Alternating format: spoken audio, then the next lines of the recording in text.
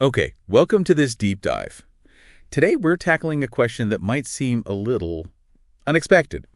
Can the complex, often intuitive craft of writing narrative fiction really be broken down into a systematic framework?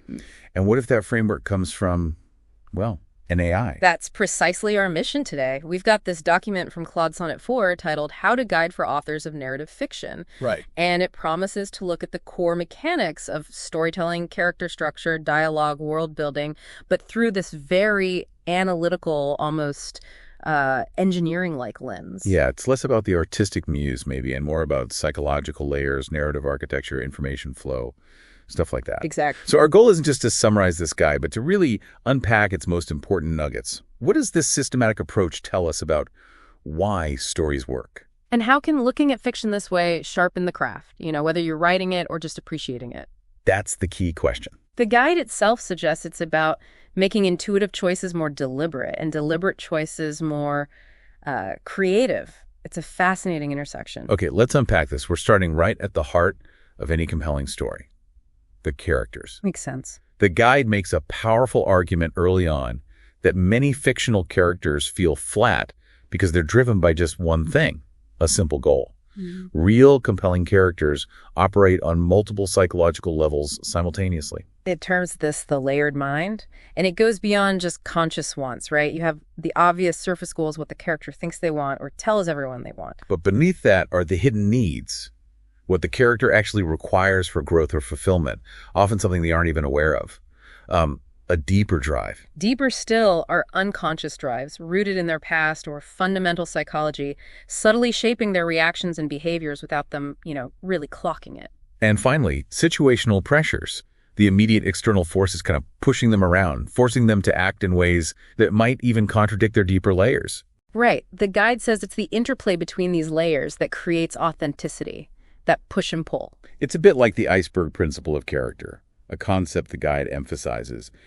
For every trait or action you show on the surface, there are 3 more factors influencing it underneath. You only see the tip, but you feel the weight of the 90% below the waterline. That makes sense. You get that feeling of depth, even if it's not spelled out. I remember it mentioning a practical exercise here, creating a contradiction map. Oh, yeah. You list what a character says they believe, then list actions that seem to contradict it. That tension, that gap between stated belief and actual behavior, that's where the deepest psychology often lives. It's quite revealing. That sounds useful. And what's really insightful is how this framework connects directly to character change. The guide views character arc as internal journey. External achievements are secondary. True change happens internally. It's driven by a character's worldview failing, maybe, or facing competing values they didn't realize they had. Or their greatest strength unexpectedly becoming a weakness. Exactly. Or that surface goal clashing fundamentally with their hidden need. That's often the core conflict. Ah, yes, leading to what it calls the false solution pattern. Right. The character tries the most obvious external fix for their problem. It fails, or it doesn't bring satisfaction. Forcing them to confront the real problem, which is internal, and requires a shift in their own perspective or values. It mirrors how we often grow in life, doesn't it? We chase the easy answers first, and only after they fail do we realize the necessary change has to happen within ourselves. Yeah, definitely. Like you think of a character like Walter White. His surface goal is providing for his family, right? Yeah, initially.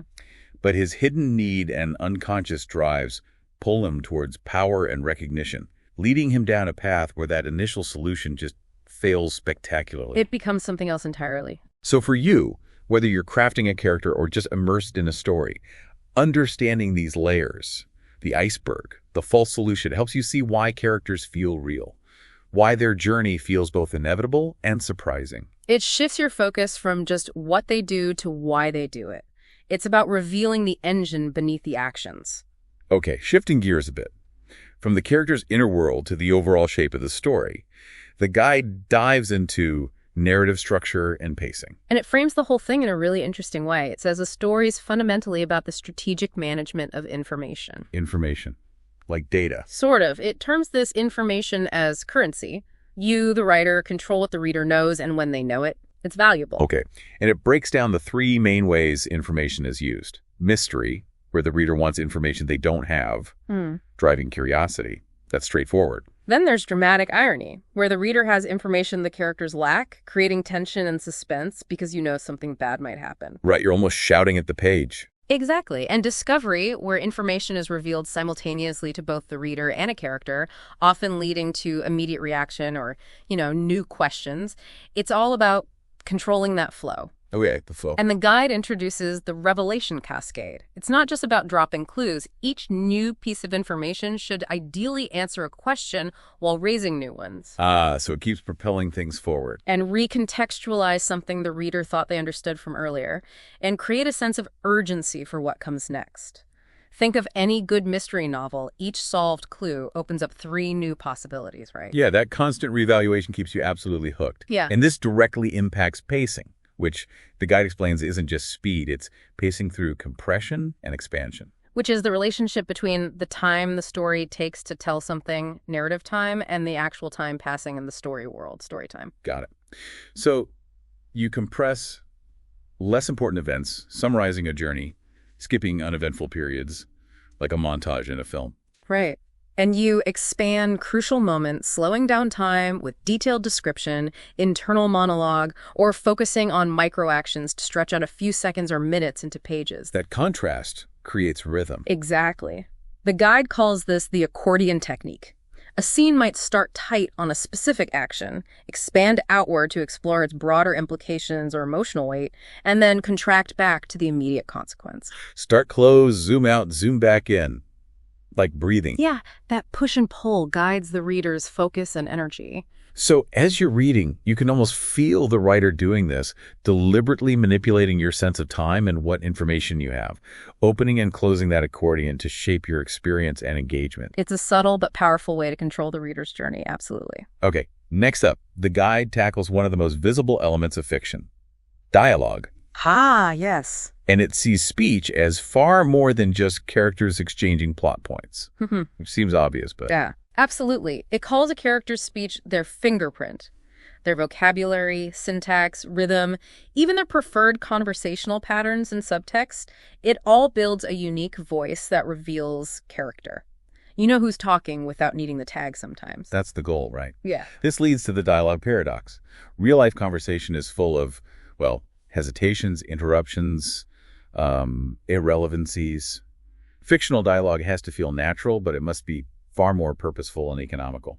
Every line should do work revealing character, advancing plot, building tension, or developing themes. It can't just be chit-chat. No dead weight.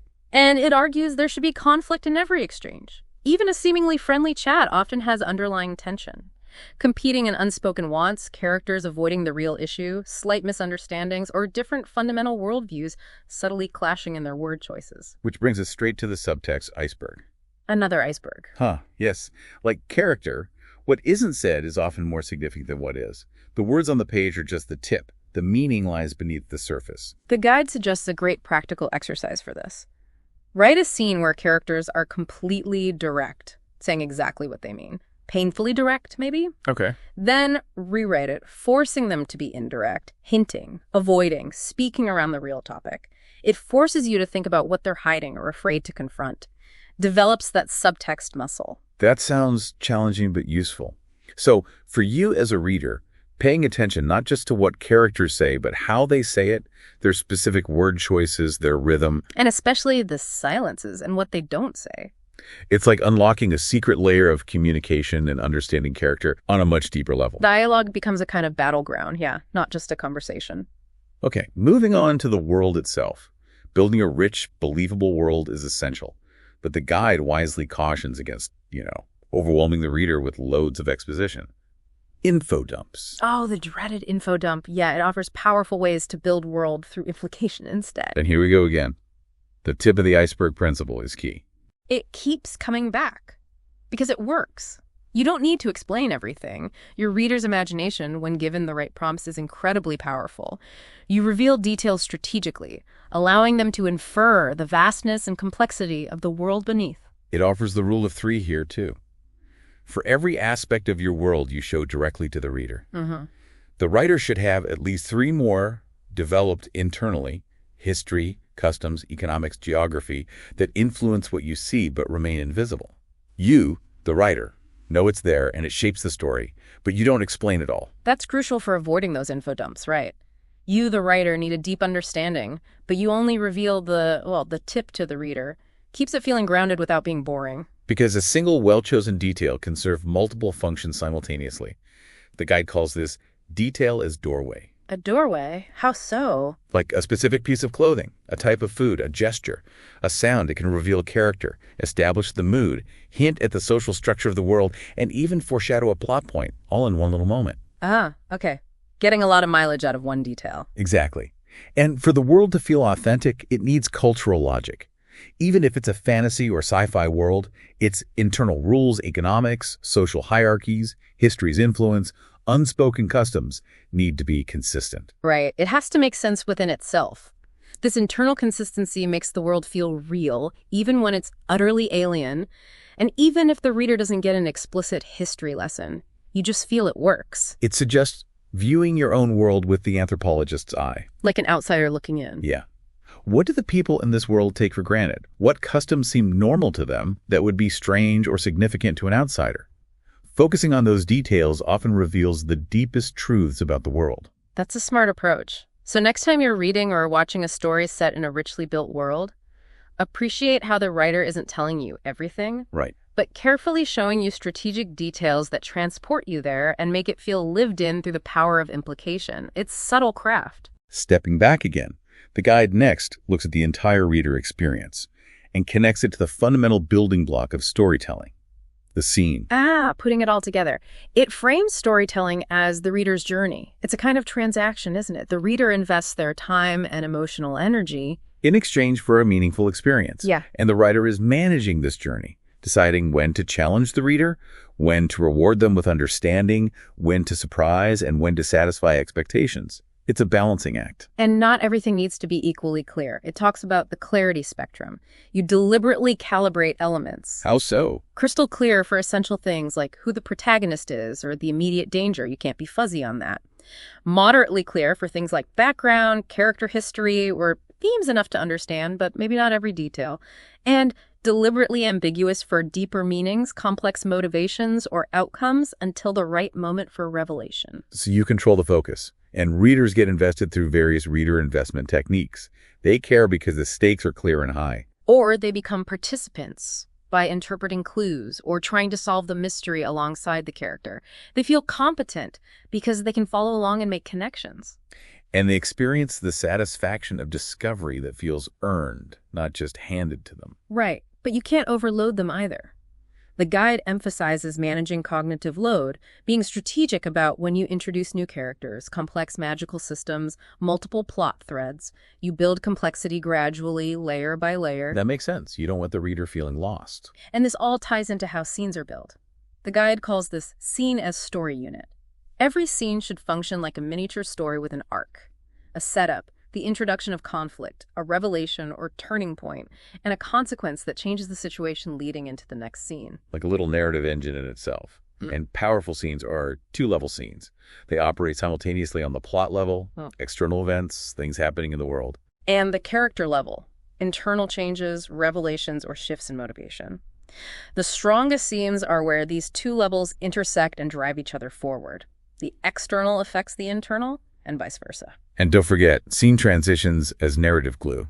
The space between scenes is crucial, right? Mutual important. Mastering time jumps, perspective shifts, changes in mood, or using an information bridge to link two disparate moments keeps the story flowing seamlessly. Bad transitions can really jolt the reader. And a simple but effective technique. The scene question. Every scene should end by leaving the reader with a question that compels them to turn the page. What happens next? How will they escape? What does that mean? Yeah, that little hook. So as you read, consider how the writer is orchestrating your experience, scene by scene, managing information and emotional energy to keep you hooked and wondering. It's quite deliberate. It really is. Finally, the guide touches on advanced techniques for adding depth and troubleshooting common issues that writers face. Getting into the finer points, it talks about the ecosystem, using recurring patterns like motifs, callbacks to earlier moments, parallels between different characters or situations, and inversions where something is the opposite of what was expected. These subtle repetitions create resonance and deeper meaning, right? Makes it feel more connected. Yeah, adds layers. And writers are constantly controlling reader attention, like a magician, guiding your eye using foreground details versus background, timing, framing, and repetition to make sure you focus on what's important when it's important. So you don't miss the crucial clue, or you do focus on the red herring. Exactly. And reader satisfaction, it argues, often comes down to the satisfaction engine, fulfilling promises through setup payoff, an earlier detail pays off later, expectation subversion, predictable outcome is twisted in a clever way. Always satisfying when done well. Question answer, the mysteries are resolved. And investment reward, the emotional energy you put in is paid back with a meaningful experience. And drawing directly from the principles we've discussed, it offers troubleshooting tips. If a scene feels flat, add internal conflict, make a character's hidden need clash with their goal. Pacing drags, increase the flow of information or consequences, raise the stakes somehow. Wooden characters, add contradictory traits, give them a subtext agenda, something they're not saying. Stilted dialogue, focus on what they're avoiding or trying to hide. Put the conflict under the words. And overwhelmed world building. Show less, imply more with those details acting as doorways. Back to the iceberg. Always back to the iceberg. These techniques, often invisible to the casual reader, are the subtle mechanics that make a story feel cohesive, resonant, and deeply satisfying. They're how writers refine their work, taking something good and making it truly great. So we've taken a pretty deep dive into this systematic framework for narrative fiction presented by, well, an AI. And it doesn't replace creativity, obviously, but it offers a powerful set of tools. The guide's core message really is that craft isn't the opposite of intuition. They work together. These tools help make those intuitive choices more deliberate, giving them impact. And make deliberate structural choices feel more organic and creative. Yeah, exactly. Ultimately, it's about creating a unified, emotional, and intellectual journey for the reader. And key to that is cultivating reader empathy. The writer's ability to step back and see their work from the reader's perspective, anticipating how they'll feel, what questions they'll have, what will resonate, and what might fall flat. That dual consciousness, creator and reader, is vital. It's hard to do, but so important. And your unique voice as a storyteller, it argues, isn't some mystical quality, but the distinct way you combine and deploy these fundamental tools of character, structure, dialogue, and world building. How you use the system. It certainly gives a lot to think about regarding the mechanics behind the magic, doesn't it? It does. And that raises an interesting thought as we wrap up this deep dive. If the most powerful stories are built using these underlying mechanics and anticipating the reader's experience, does learning about this framework change how you experience the stories you read or watch, even if you never write a word yourself? Does understanding the clockwork make the magic less magical? Or perhaps more so? Something to ponder. Thanks for joining us for this deep dive.